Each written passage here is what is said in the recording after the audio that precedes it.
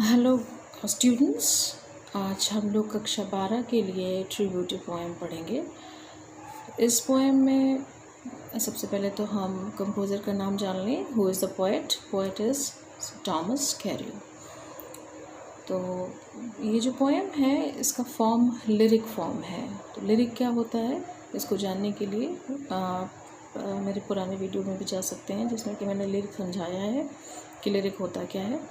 Lyric is a short poem which is musical in nature, which could be sung. It has a very beautiful pattern, rhyme, rhythm and meter. इसका मतलब ये हुआ कि कविता गाने योग्य होती है। इसको गीत समझ लीजिए या इसको ऐसे समझ लीजिए जिसको गाया जा सके।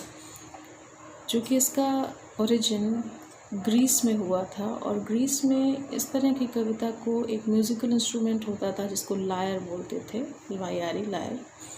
तो उसके साथ उसको बजा कर के इसको गाया जाता था, इसीलिए इसका नाम लिरिक पड़ा। लिरिक में एक्चुअली में जो सब्जेक्ट मैटर होता है वो एक स्ट्रॉन्ग इमोशन होती है या एक फीलिंग होती है जिसको एक्सप्रेस किया जाता है।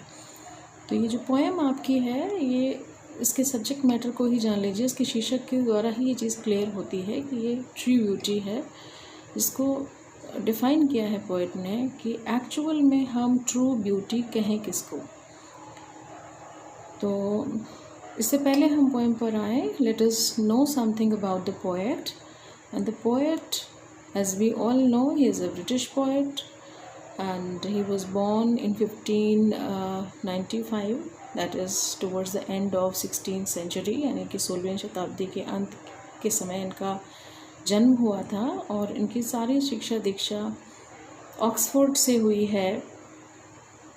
कॉर्पस क्राइस्ट कॉलेज है ऑक्सफोर्ड में, जिसमें उन्होंने अपनी पढ़ाई की है।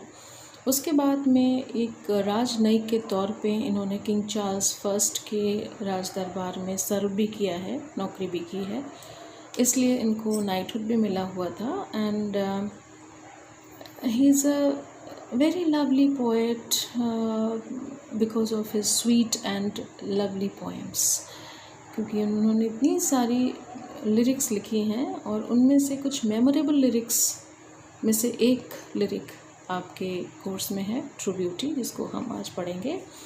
तो इससे पहले हम पोएम देखें, थोड़ा सा एक सेंट्रल आइडिया या थीम जान लें पोएम की है क्या।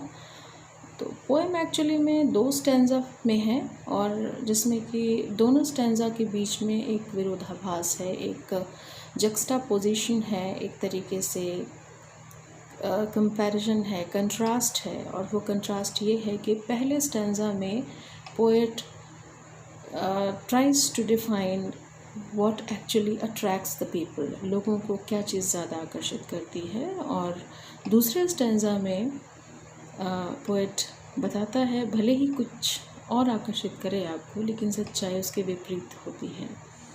तो let us read the poem. सबसे पहले हम पोएम की एक रीडिंग लगा लेते हैं और उसके बाद में हम पोएट को लाइन बाय लाइन एक्सप्लेन भी करेंगे और समझने की कोशिश भी करेंगे। तो this is my honest effort to deliver whatever I can do.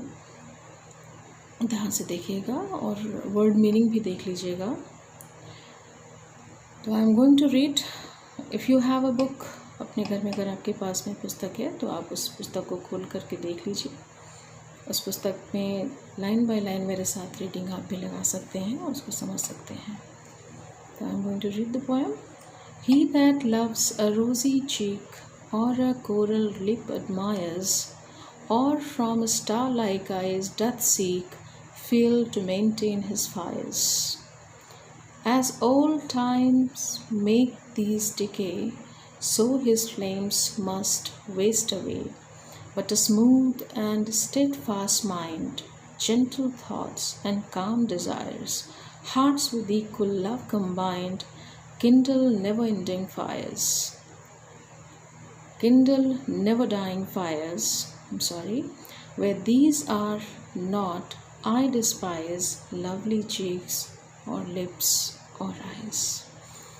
तो पहले स्टैंजा में जो पहली लाइन है, ही दैट लव्स अ रोज़ी चीक। रोज़ी चीक सिंपल सी बात है, यहाँ पे सुंदर लड़कियों के चीक से कंपैरिजन किया गया है कि जो व्यक्ति जो रोज़ी चीक्स होते हैं, ब्यूटीफुल पिंक कलर चीक्स होते हैं, उनको ज़्यादा पसंद करता है, उनको प्यार करता है।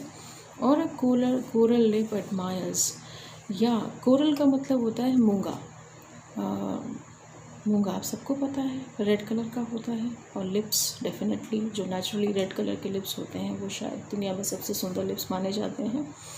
तो जिस व्यक्ति की नज़रों में सुंदर लिप्स की अहमियत सबसे ज़्यादा है, जो सबसे ज़्यादा पसंद करता है उन लिप्स को, और फ्रॉम स्टार लाइक आइज़, या चमकदार चमचमाती आँखों, सुंदर सुंदर आँखों में, डथ सीक, डथ माने डस, सीक माने खोजता है, feel to maintain his fires. इसमें थोड़ा सा मेटाफर यूज़ किया गया है। फील का मतलब वैसे तो ईंधन होता है, लेकिन यहाँ फील का मतलब प्रेरणा भी है, जीवन की शक्ति भी है, जीवनी भी है।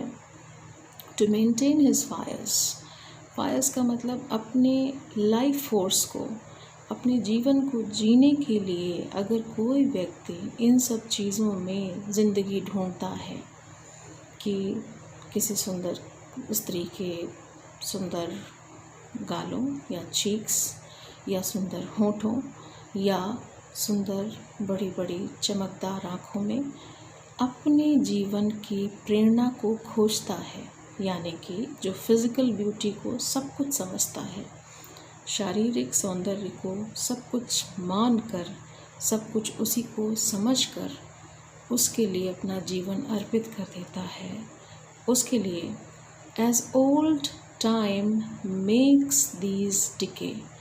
ओल्ड टाइम ध्यान दीजिएगा कैपिटल से लिखा हुआ है। ओल्ड टाइम का मतलब होता है वैसे तो समय पुराना, लेकिन ओल्ड टाइम का मतलब जैसे जैसे समय का चक्र चलता है, समय बीतता जाता है। मेक्स दीज डिके, डिके मतलब बर्बाद होना, नष्ट होना, ढहना, ख़त्म होना। तो समय के साथ साथ ये सारी चीज़ें, सुंदर सुंदर गाल, सुंदर आँखें, सुंदर होंठ, ये सौंदर्य, ये चमक, ये सब फीकी पड़ जाती है, धूमिल हो जाती है। So his flames must waste away, और जिस तरह से, जिस चीज़ से वो अपने जीवन की प्रेरणा लेता है, जब वही चीज़ धूमिल हो जाती है तो उसके जीवन की शक्ति भी धीमी पड़ जाती है। उसकी फायर जो होती है, उसके जीवन को जो ऊर्जा मिलती है इन सब चीज़ों से, वो ऊर्जा भी धीरे धीरे नष्ट होने लगती है, ख़त्म होने लगती है, जिससे उसके जीवन के अंदर बुढ़ापा या अवसाद आ जाता है। तो जो व्यक्ति शारीरिक सौंदर्य को अपना आधार बनाकर जीवन को जीने की कोशिश करता है, या उनके प्रेम को ही सब कुछ समझकर उस पर सब कुछ छोड़ देता है, वो व्यक्ति समय का शिकार हो जाता है। उसको समय के द्वारा शिकस्त या हार का सामना करना पड़ता है, क्योंकि उसके जीवन में जो ऊर्जा होती है वो धीरे धीरे समाप्त होने लगती है, उस समाप्त होते रूप के साथ साथ। ये तो पहला स्टैंजा हुआ। अब दूसरे स्टैंजा में इसके विपरीत एक पैरेलल खड़ा करने की कोशिश की गई है, इसको देखिएगा, जो कि बिल्कुल सच भी है। But a smooth and steadfast mind, gentle thoughts and calm desires, hearts with equal love combined, kindle never dying fires. Where these are not, I despise lovely cheeks or lips or eyes. तो but, लेकिन, a smooth and steadfast mind, steadfast का मतलब होता है जैसे मान लीजिए जिसकी नींव को हिलाया ना जा सके, एक सुदृढ़, अच्छे से काम करने वाला, स्मूथ, सरस, सरल मस्तिष्क, यानी जिसका दिमाग तेज है, जिसके दिमाग में अच्छी ताकत है, वो जेंटल थॉट्स, जिसके विचारों में सौम्यता है, सभ्यता है, कोई भी जल्दबाजी नहीं है, जिसके दिमाग और विचार में एक बहुत सुंदर तारतम्य है। एंड काम डिज़ायर्स, और ऐसी इच्छाएं हैं जो कहीं पे भी बहुत जल्दबाजी की कोशिश नहीं करती। काम का मतलब होता है शांत, और डिज़ायर्स का मतलब इच्छाएं। तो जो शांत कामनाएं हैं, शांत इच्छाएं हैं, बिना किसी को परेशान किए, बिना कोई बहुत ज़्यादा हलचल लाए जो इच्छाएं हैं वो, और दिमाग की सौम्यता, विचारों की सौम्यता जहाँ पर है, जहाँ पर दिमाग की फुर्ती है, दिमाग की सहजता है।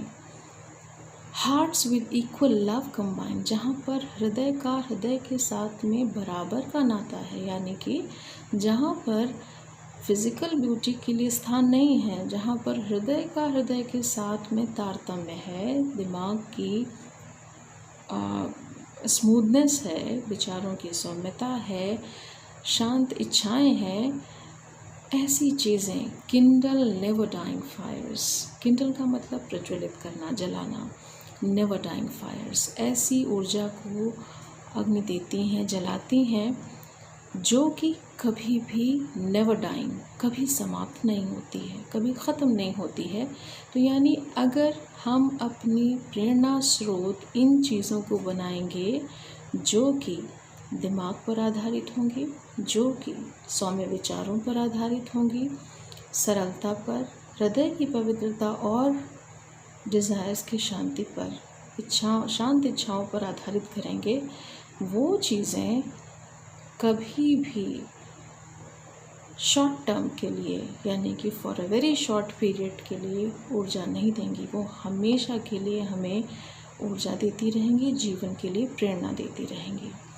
वेयर दीज आर नॉट, और ये दो लास्ट की लाइन है जिसमें पोएट अपने आप को, अपनी पोजीशन को क्लियर करता है और कहता है वेयर दीज आर नॉट, जहाँ पर ये बाद में बताई हुई चीज़ें नहीं हैं, आई डिस्पाइज। डिस्पाइज का मतलब नफ़रत करना, घृणा करना। तो मैं घृणा करता हूँ ऐसे लवली चीक्स और लिप्स और आइज़, सुंदर गालों, लिप्स होठों और आँखों से, यानी कि जिस सौंदर्य में मन की, हृदय की सुंदरता, मस्तिष्क की सुंदरता शामिल नहीं है, ऐसी सुंदरता निरर्थक है। ऐसी सुंदरता को जीवन का आधार बनाना निरानर मूर्खता है, और जहाँ ये सारी चीज़ें नहीं हैं, ऐसे सौंदर्य को मैं तिलांजलि देता हूँ। मैं वहाँ नहीं हो सकता, या मैं अपने जीवन का आधार ऐसी चीज़ों को नहीं बना सकता। तो ये इस पोएम का एक भावार्थ है जिसको वर्ड टू वर्ड मैंने समझाने की कोशिश की है। उम्मीद करती हूँ समझ में आया होगा। तो इसको एक बार घर पे भी टेक्स्ट में पढ़ने की कोशिश करिएगा और देखिएगा, शायद आपको समझ में आ जाए। Thank you very much.